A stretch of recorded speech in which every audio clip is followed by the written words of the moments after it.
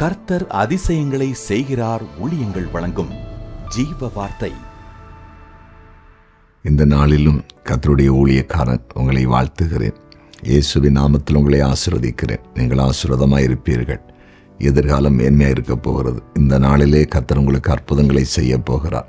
நம்முடைய தேவன் அற்புதத்தின் தேவன், நம்முடைய தேவன் அதிசயங்களின் தேவன். பயப்படாதீங்க, சரியா? இந்த நாளையே கர்த்தர் உங்களுக்கு மேன்மையாய் மாற்றித்தர போகிறார். பெரிய காரியங்கள் நீங்கள் பார்ப்பீங்க. பயப்படாதீங்க. யார் என்ன சொல்லட்டும், என்ன பிரச்சனை உங்களுக்கு வந்திருக்கட்டும், எல்லாத்தையும் ஆண்டவர் மாற்றுவார், சரியா? சிலர் மருத்துவர் கூட கைவிட்டிருக்கலாம், அதாவது வக்கீல், ஒரு கேஸ் விஷயமா அவங்க கூட உங்களை கைவிட்டிருக்கலாம். எங்களால் ஒன்றும் பண்ண முடியாதுன்னு. யார் உங்களை கைவிட்டாலும் கைவிடாத ஒரு தெய்வம் இருக்கிறார். அவர் இயேசுப்பா, நம்புங்க.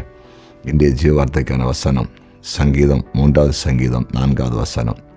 நான் கர்த்தரை நோக்கி சத்தமிட்டு கூப்பிட்டேன், அவர் தமது பரிசுத்த பர்வத்திலிருந்து எனக்கு செவி கொடுத்தார். அப்படின்னா கூப்பிட்டா பதில் கொடுப்பார், செவி கொடுப்பார், பதில் வரும். கூப்பிடும்போது பதில் கொடுக்கிற ஒரு ஆண்டவர், சரியா? ஆண்டை நோக்கி கூப்பிடுங்க. அதாவது புதிய ஏற்பாட்டில் பைபிளை வாசிக்கும்போது பரதேவி என்கிற ஒரு கண் தெரியாத மனிதன், பரதேவி குருடன் எழுதப்பட்டிருக்கிறது. அந்த மனிதன் கண் தெரியாததுனால பிச்சை எடுக்கிற அந்த காரியத்தை செய்து கொண்டே இருந்தார். அவருடைய வாழ்க்கையில் சாப்பிடுவதற்காக பிச்சை எடுத்து கொண்டிருந்தார். ஒரு நாள் இயேசு அந்த வழியாய் வருகிறார் என்று கேள்விப்பட்ட பொழுது தாவீதின் குமாரனே என்று உரத்த சத்தமாய் கூப்பிட்டார். சிலர் சொன்னாங்க, பேசாத, அமைதியர்னு அதட்டினாங்க. ஆனாலும் அந்த மனுஷன் வாயை மூடலை. இன்னும் அதிக சத்தமாய் கூப்பிட்ட உடனே ஏசப்பா காதில் சத்தம் போய் விழுந்த உடனே அவர் அங்கே நின்று அழைத்து வர சொல்லி, என்ன உனக்கு நான் செய்யணும்னு கேட்டு கண்ணில் பார்வை கொடுத்தாரு. பார்த்தீங்களா? கூப்பிடுகிற யாவருக்கும் செவி கொடுக்கிற தெய்வம். கூப்பிட்டு பாருங்க ஏசப்பாவை. ஆண்டவரே, ஏசப்பா எனக்கு அற்புதம் செய்யுங்கப்பா, என்னை உயர்த்துங்கப்பா, என் கண்ணீரை துடைங்கப்பா, என்னை வாழ வைங்கப்பா, என் நிந்தனை மாற்றுங்கன்னு கூப்பிட்டு பாருங்களா. நீங்கள் எந்த மதத்தை சார்ந்தவளாக இருக்கலாம், எந்த ஜாதியை சார்ந்தவளுக்கு, அதெல்லாம் ஒரு முக்கியமான காரியம் இல்லை.